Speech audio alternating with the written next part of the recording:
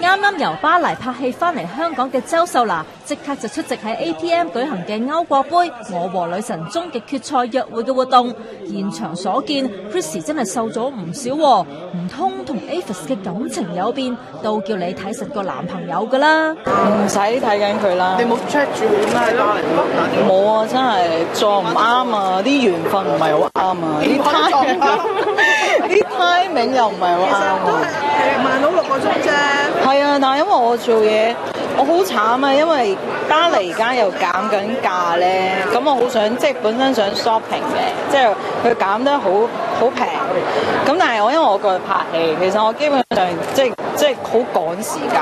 哦，你咪同阿大東嗰套啊？係啊，咁所以變咗我哋日日都我就敷晒咯。咁佢又唔會揾到我啦，咁我又唔會，因為又唔會揾到佢啦。咁所以即係嗰個網絡又唔係好啱啦。所以睇明白。有冇出現咗問題㗎？感情咯。咁而家暫時都 OK 嘅。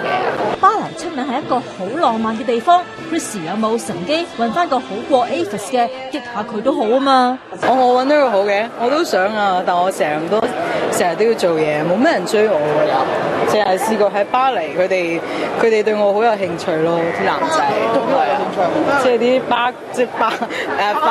法國人係。好浪漫，有冇發覺係？好浪漫啊！佢哋會喺度街度跳舞啦、彈琴啦、彈吉他啦。